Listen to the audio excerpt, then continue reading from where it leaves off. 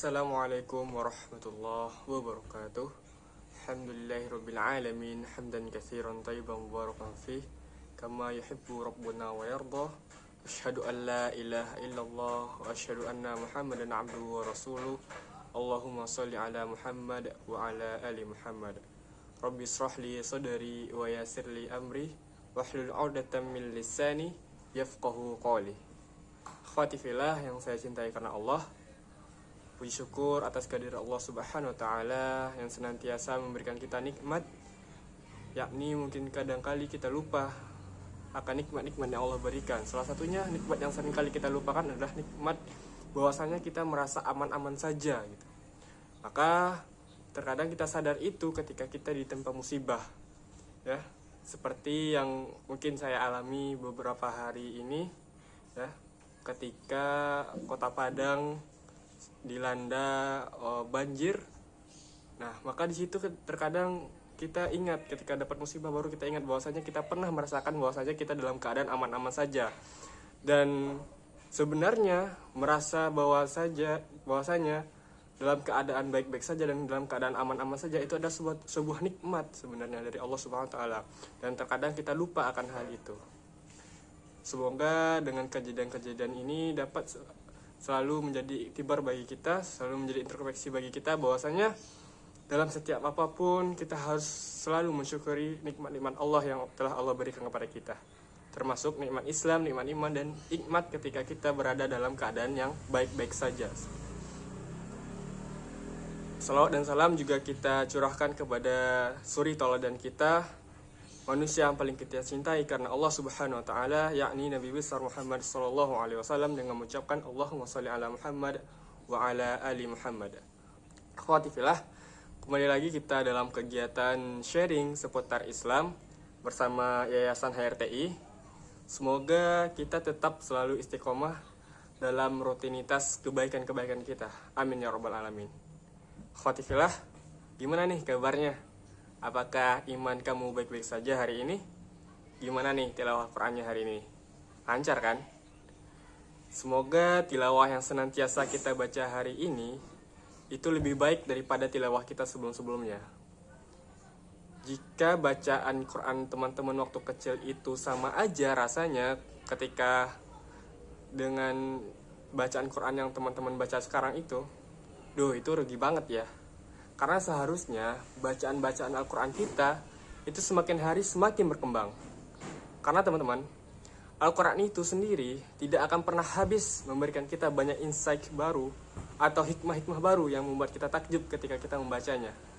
Nah, hikmah adalah ketika ada sesuatu hal yang baru yang terus terjadi ketika kita temukan dalam satu hal, ya. Jadi sederhananya hikmah itu nggak akan pernah habis, dia akan tetap menjadi sesuatu pengetahuan yang baru bagi kita. Nah, Al-Quran itu seperti itu. Jadi ketika kita, misalkan dalam surah ini, kita sering baca surah Al-Fatihah kan, surah Al-Fatihah. Ketika kita masih SMP mungkin atau SMA, kita mendapatkan nikmah baru ketika itu. Ketika kita SMA, ketika kita membaca Al-Fatihah. Tetapi ketika kita sudah kuliah, maka ketika kita membaca Al-Quran lagi, membaca Al-Fatihah itu lagi, kita lihat artinya, kita mendapat pengetahuan yang baru lagi nih. Nah, Al-Quran seperti itu terus dan menerus. Semua ayat Al-Quran seperti itu. Nah, berbicara tentang hikmah di dalam Al-Quran ya teman-teman, beberapa hari yang lalu saya mendapati hikmah yang luar biasa di dalam Al-Quran, yang dimana surah ini surah yang udah kita hafal gitu. Pada umumnya semua orang-orang beriman atau orang-orang muslim hafal dengan surah ini gitu. Ketika itu saya langsung berpikir, ternyata Al-Quran itu emang sebegitu hebatnya teman-teman, sehingga tidak ada yang bisa menandingi kitab suci tersebut. Bahkan Allah pun ngasih tantangan buat orang-orang yang ragu akan kebenaran Al-Quran. Itu di dalam surah Al-Baqarah Allah katakan, A'udzu billahi minasyaitonir rajim. Wa in kuntum fi raibin mimma nazzalna ala 'abdina fa'tu bi suratin min mislihi wada'u syuhada'akum min dunillahi in kuntum shadiqin. Yang artinya, jika kamu tetap dalam keraguan tentang Al-Quran yang kami wahyukan kepada hamba kami, yaitu Muhammad, maka buatlah satu surat saja yang semisal dengan Al-Quran itu. Dan ajaklah penolong-penolongmu selain Allah jika kamu orang-orang yang benar. Maka jika kamu tidak dapat membuatnya, dan pasti kamu tidak akan dapat membuatnya, peliharalah dirimu dari neraka yang bahan bakarnya manusia dan batu. Neraka itu telah disediakan bagi orang-orang kafir. Wah, luar biasa nih tantangan Allah, teman-teman. Kalau kita cerna lagi nih ya, Allah tuh ngasih tantangan ke kita. Jadi kalau buat kamu yang ragu nih sama Al-Quran, ya udah coba aja bikin satu aja cukup deh, satu aja. Jangan tiru 30 juz ya, jangan effort banget sampai bikin 30 juz kayak Al-Quran. Satu aja cukup, yang semisal aja nih dengan Al-Quran, standing aja tuh dengan Al-Quran. Dan ajak nih romo-romoan kalian, ajak circle-circle kalian yang ragu dengan Al-Quran itu gitu, yang nggak percaya sama Al-Quran, yang bilang Al-Quran itu palsu, bikinnya manusia gitu. Kalau kamu memang benar-benar orang yang ngerasa open minded gitu, benar-benar orang yang pinter gitu kan, nah terus Allah kasih, nah kalau nggak bisa lu bikin, ya kalau misalkan kamu nggak bisa nih bikin yang kayak gini, yang kayak Al-Quran ini, dan emang pasti sih saya pastikan nih kamu tuh nggak bisa bikinnya gitu, maka peliharalah dirimu dari neraka, kata Allah. Awas hati-hati aja kena api neraka nih yang bahan bakarnya itu dari manusia dan batu. Nah, neraka itu disediakan bagi orang-orang kafir. Nauzubillahi min zalik. Masya Allah, luar biasa Allah kasih tantangan ya. Nah, jadi teman-teman, dalam ayat ini kita jadi tahu bahwasanya Al-Quran itu gak bisa ada tandingannya teman-teman, dan Al-Quran itu jelas kebenarannya. Nah, jadi membahas satu surah nih ya, satu surah yang mungkin kita hafal, dan mungkin kali kita surah ini kita menganggapnya surah yang biasa aja mungkin selama ini, yaitu di Quran surah Al-Lahab di juz 30. Teman-teman hafal kan? Coba kita sama-sama baca ya. A'udzu billahi minasyaitonir rajim. Bismillahirrahmanirrahim. Tabbat yada abi lahabin wa tab. Ma aghna 'anhu maluhu wa ma kasab.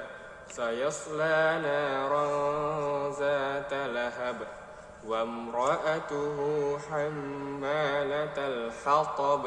Fi jidha hablum min masad. Shadaqallahul azim. Nah teman-teman, kalau kita cerna nih artinya nih, di beberapa tafsir pun mengatakan bahwasanya arti dari surah ini itu tentang penjelasan bahwasanya Abu Lahab itu jelas divonis sebagai orang-orang yang binasa gitu kan, orang-orang yang kafir, dan Abu Lahab berserta istrinya itu fix tuh di neraka tempatnya gitu teman-teman. Kita hanya sebatas pengetahuan kita mungkin sebatas itu kan. Mungkin saya sendiri sih ketika saya belum mendapat insight, saya mendapati bahwasanya surah Al-Lahab itu hanya sebatas bahwasanya Allah menceritakan bahwa mendisklaimerkan bahwasanya Abu Lahab itu bersama istrinya adalah orang-orang yang membangkang. Celakalah kedua belah tangan Abu Lahab, kata Allah. Nah teman-teman, menariknya nih ya, apa yang menarik? Jadi menariknya adalah ternyata surah Al-Lahab ini sebenarnya bisa dijadikan oleh Abu Lahab sendiri untuk membantah bahwasanya Al-Quran itu benar gitu. Paham nggak? Jadi ini kenapa bisa ya? Karena ternyata asbabun nuzulnya ya, surah Al-Lahab ini turun 10 tahun sebelum Abu Lahab itu meninggal. Nah, jadi ketika Abu Lahab masih hidup, surah ini turun teman-teman. Surah ini turun lalu mengatakan bahwasanya Abu Lahab ini fix orang yang membangkang dan disiksa di api neraka bersama istrinya. Nah, seharusnya nih ya, seharusnya Abu Lahab tuh mikir kan, kalau misalkan dia emang cerdas dan emang bisa membantah Al-Quran, seharusnya Abu Lahab tuh mikir kalau emang musuh Nabi Muhammad ya, dan musuh Islam, musuh Allah, Abu Lahab tuh bisa saja dia masuk Islam ketika itu, taat kepada Rasul, terus ya nggak cukup beriman, nggak usah beriman dulu deh, masuk Islam aja gitu, masuk Islam aja, mungkin surah Al-Lahab ini terbantahkan jadinya. Tapi tidak teman-teman, Abu Lahab tetap membangkang ketika Allah udah ngasih disclaimer nih, Abu Lahab itu binasa kata Allah. Nah tetapi Abu Lahab tetap menutupi hatinya tetap tertutup, teman-teman. Luar biasa kan, sebenarnya bisa belah tapi enggak.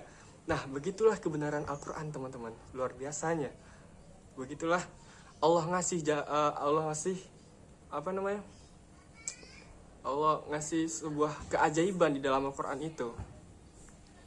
Jadi seberapapun orang-orang yang memusuhi Islam itu berusaha untuk membantah isi Al-Quran ataupun mengubah isi Al-Quran, tetap saja kemurnian Al-Quran itu bakalan tetap utuh sampai hari akhir, teman-teman. Luar biasa. Nah, bahkan ada di surah lain nih yang sebenarnya musuh-musuh Islam itu bisa untuk musuh Islam. Ada surah lain yang ayat lain yang sebenarnya ayat ini tuh bisa menjadi argumen membantah kebenaran isi Al-Quran, ya. Tetapi tetap saja Allah yang menjamin agama ini, Allah yang menjamin Al-Quran itu benar, teman-teman. Maka Al-Quran itu emang nggak bisa dibantah sama sekali. Ayat itu adalah ayat surah Al-Baqarah ayat 120, teman-teman. Kita baca sama-sama. A'udzubillahi minasyaitonirrajim. وَلَن تَرْضَىٰ عَنكَ الْيَهُودُ وَلَا النَّصَارَىٰ حَتَّىٰ تَتَّبِعَ مِلَّتَهُمْ قُلْ إِنَّ هُدَى اللَّهِ هُوَ الْهُدَىٰ وَلَئِنِ اتَّبَعْتَ أَهْوَاءَهُم بَعْدَ الَّذِي جَاءَكَ مِنَ الْعِلْمِ مَا لَكَ مِنَ اللَّهِ مِن وَلِيٍّ وَلَا نَصِيرٍ. Kita dengarkan sama-sama artinya ya. Dan orang-orang Yahudi dan Nasrani tidak akan rela kepadamu Muhammad sebelum engkau mengikuti agama mereka. Katakanlah, sesungguhnya petunjuk Allah itulah petunjuk yang sebenarnya. Dan jika engkau mengikuti keinginan mereka setelah kebenaran sampai kepadamu, tidak akan ada bagimu pelindung dan penolong dari Allah. Nah, dari ayat ini kita tahu nih bahwasanya Yahudi dan Nasrani itu ya, Allah udah cap bahwasanya mereka itu nggak bakalan ridho, nggak bakalan seneng tuh sampai kita masuk sama mereka gitu, masuk circle mereka gitu. Jadi selama kita berislam, selama kita beriman, mereka tuh bakalan jadi musuh kita. Nah, apa yang ini menarik kan? Sebenarnya ayat ini bisa dibantah saja sama orang-orang Yahudi yang musuh Islam. Maksudnya mereka bisa saja berdamai dengan kita gitu kan, ketika kita tidak harus masuk agama mereka. Tetapi tidak, teman-teman, tetap saja orang-orang Yahudi itu memusuhi kita, nggak seneng sama kita, dan kita pun menjadi musuh mereka sampai sekarang ini. Contohnya saja di mana? Di Palestina. Bener gak? Sampai hari ini Palestina itu, teman-teman, Masya Allah, masih Allah kasih tahu tuh, masih Allah tampakkan masih Allah lihatkan kepada kita bahwasanya orang-orang Yahudi itu gak seneng sama kita. Orang-orang Yahudi itu memusuhi kita, teman-teman. Nah, inilah kebenaran Al-Quran, teman-teman. Allah yang jaga. Maka teman-teman, mulai hari ini, mari yuk kita sering-sering kita tadabbur di Al-Quran ini. Mari kita perbarui iman kita. Kita baca lagi Al-Quran yang selama ini mungkin bacaan kita itu sama aja dengan bacaan kita waktu SD, waktu SMP. Padahal Al-Quran itu satisfying banget, teman-teman. Adalah obat healing banget gitu. Mood boosting gitu ya. Mood booster kita. Karena Al-Quran itu asyifa, penyembuh. Al-Quran itu membuat kita menjadi tenang. Dan Al-Quran itu banyak insight-insight baru, teman-teman. Banyak hikmah-hikmah baru. Contohnya seperti Quran surah Al-Lahab dan Quran surah Al-Baqarah tadi, teman-teman. Nah, maka teman-teman, semoga kita tetap istiqomah. Semoga hafalan-hafalan kita lancar dan semakin bertambah ya. Semoga teman-teman bisa menghafal sampai 30 juz. Amin ya rabbal alamin. Barakallahu fikum. Wassalamualaikum warahmatullahi wabarakatuh.